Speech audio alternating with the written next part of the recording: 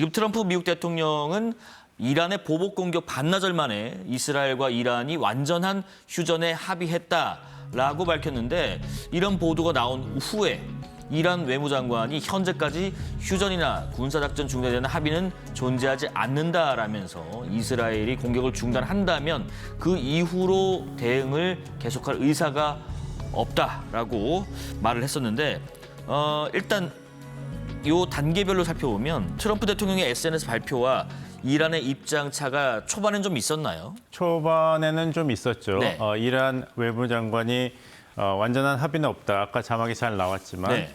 다만 이스라엘이 이란 시간으로 오전 4시까지 이란 국민에 대한 불법적인 공격을 중단한다면 우리는 그 이후로 대응을 계속할 의사가 없다. 그러니까 사실상 휴전을 받아들였지만 네.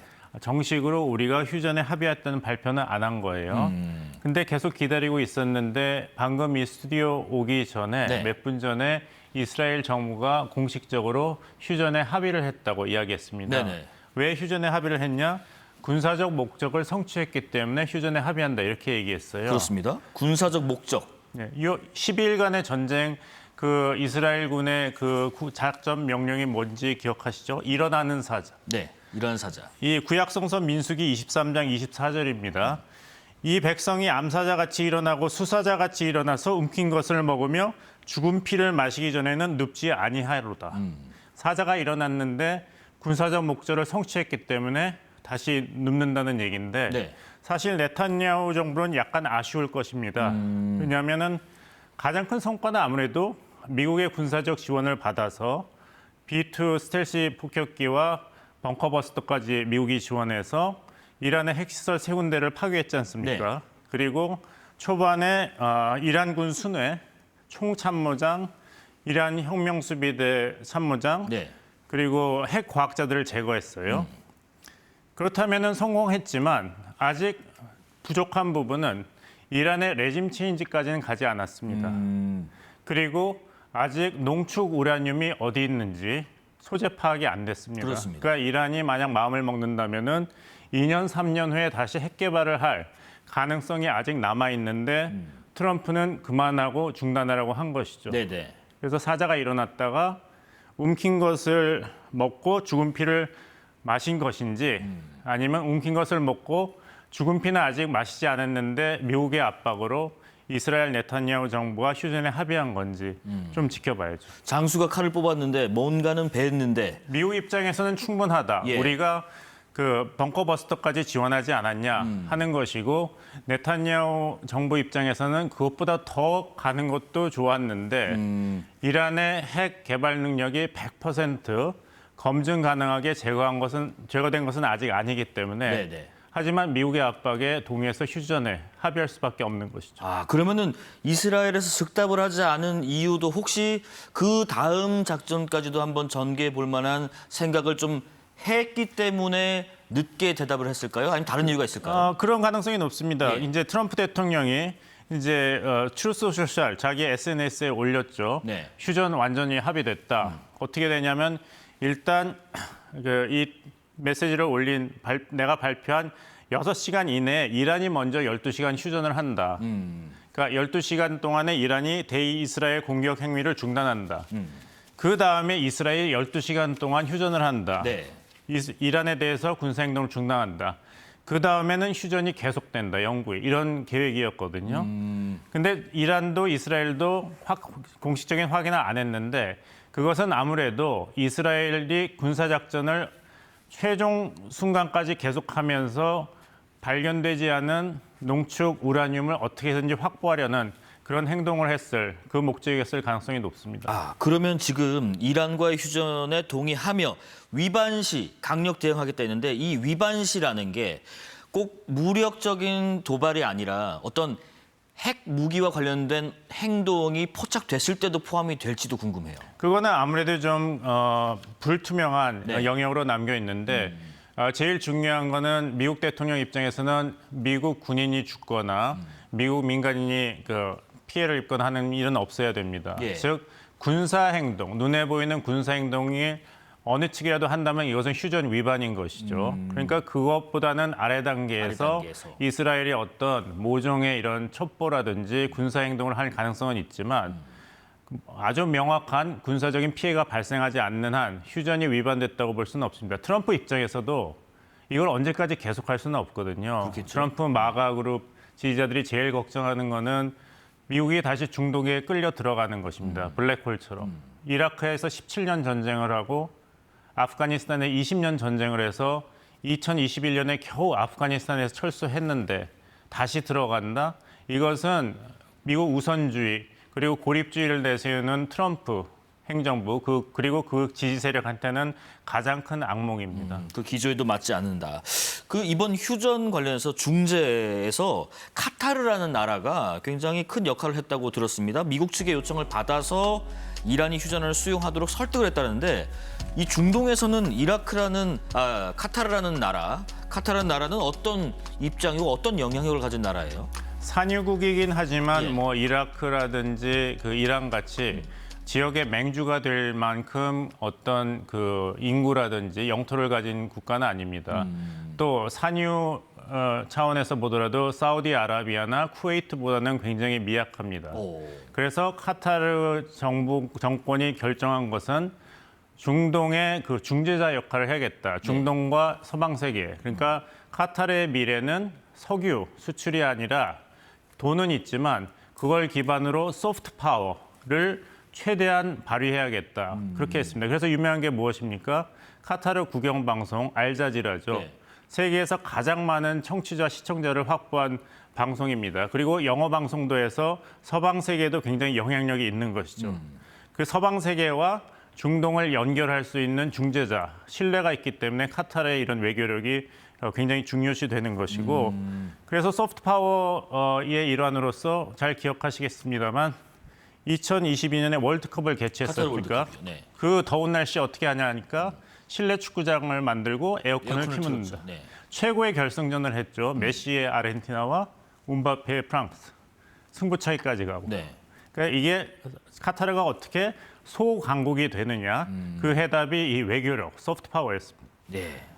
지금 그러면 이란 입장에서는 사실상 이번 무력 충돌에서 완패했다고 보면 되는 건지 또 사실상 서방 세계나 주변국들도 등을 돌려서 고립된 건지 그런 것도 궁금해요. 완패는 완패입니다. 예. 오죽했으면은 미국과 결이 다른 독일의 메르츠 총리가 이스라엘이 우리를 대신해서 더러운 일을 해준다. 고맙다고 얘기했어요. 아니면은 이 지역의 테러의 원산지인 이란이 핵무기까지 손에 넣을 수 있었는데 거기에 대한 지지를 표명했습니다. 네. 그리고 이재명 대통령도 참석했던 G7 정상회의 공동 성명에서는 친이스라엘적인 메시지가 있었고 이란에 대해서는 결코 핵무기를 소유할 수 없다고 우리는 계속 강조해 왔다. 이란이 지역 불안정의 원인이다. 이렇게 규탄을 했어요. 네. 이렇게 된다면 이란은 굉장히 지금 고립무원의 상태인 건 맞습니다. 군사력으로서도 이제까지는 프락시워, 대리전으로 이스라엘을 공격했는데 이제는 시리아의 아사드 정권도 사라졌고 레바논의 헤즈볼라도 없어졌고 그렇습니다. 가자 지구의 하마스도 괴멸됐습니다. 그리고 영공이 다 뚫려가지고 이번에 10일 전쟁 동안에 이스라엘 공군에게 속수무책으로 계속 당했죠. 그런 걸 본다면은 이란이 완패한 건 맞습니다만 이란은 페르시아 제국의 후손입니다. 네. 9천만 명의 인구가 있고 굉장히 강한 역사와 전통, 문화력이 있고 교육 수준이 굉장히 높습니다. 예를 들어서 여성의 석사학위 소지는 미국 다음으로 많은 나라입니다. 그래요? 따라서 이것을 계기로 그동안 부패하고 무능했던 그 신정 체제가 오히려 무너지고 민주화가 된다면 지역의 맹주로 더 존경받고 더 영향력이 있는 개방된 그리고 발전하는 이란이 등장할 가능성도 있습니다. 네. 그럼 트럼프 대통령 입장에서 봤을 때는 대선 때 내걸었던 힘을 통한 평화라는 공약이 이번에 이스라엘과 이란 간 무력 충돌을 해결하는 과정에서 입증을 한 셈인 건지 궁금해요. 입증을 했죠. 네. 100%를 했죠.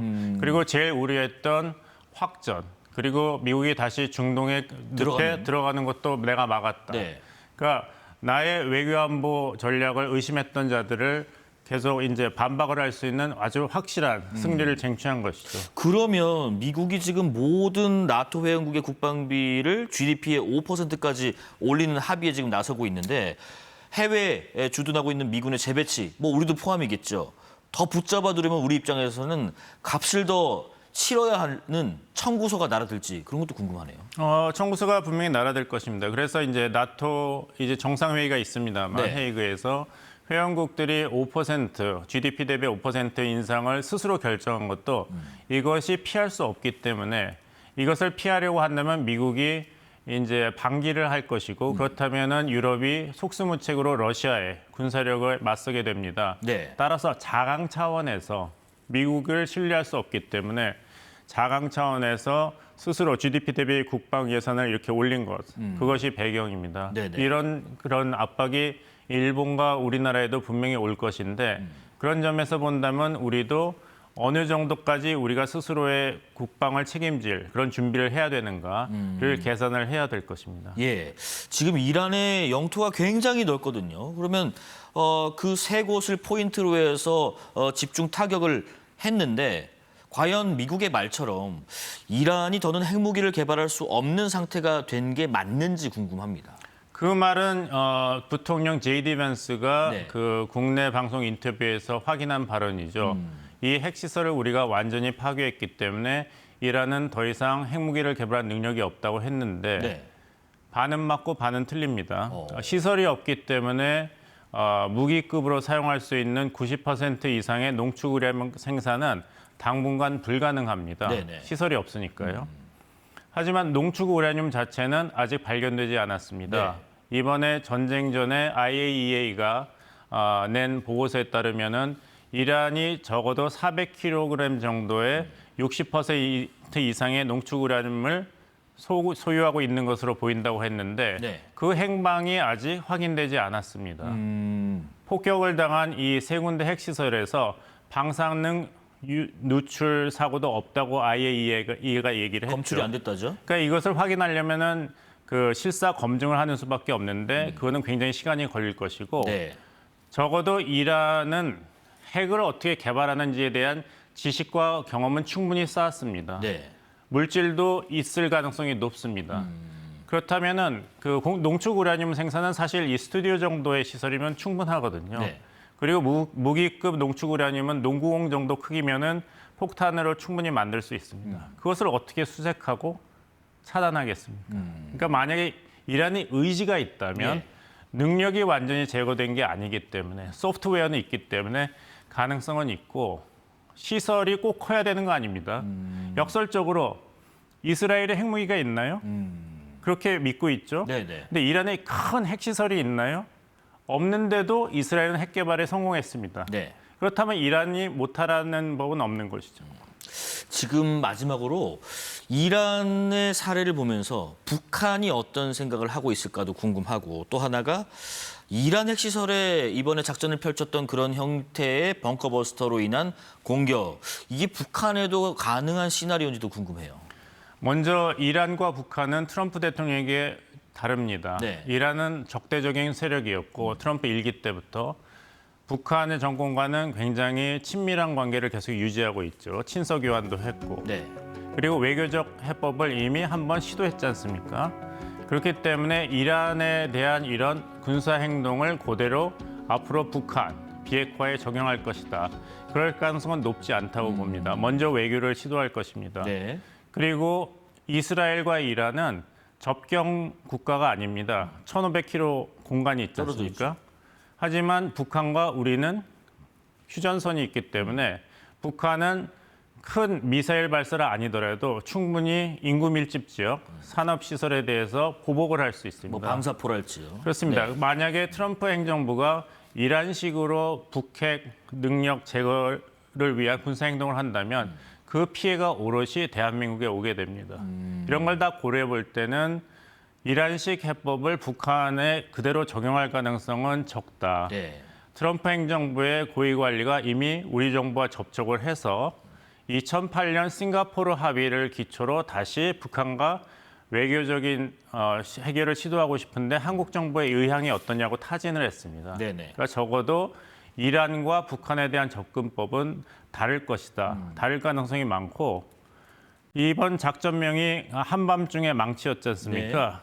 아무리 막강한 군사력을 가진 미국이더라도 비핵화를 위한 군사행동을 세계 곳곳에서 매번 할 수는 없습니다. 망치를 한 번, 두 번, 세 번 쓸 수 있지 가는 곳곳마다 망치를 쓴다면은 그 국력, 군사력이 소진이 되겠죠. 네네. 그렇다면 덕을 보는 나라는 미국이 제일 견제하려는 중국이기 때문에 과연 북한에 대해서 이렇게 전면적인 그리고 위험한 군사행동을 첫 번째 옵션으로 트럼프 정부가 결정할 것인지 그것보다는 외교적 접근이 가능성이 더 높다고 봅니다. 네.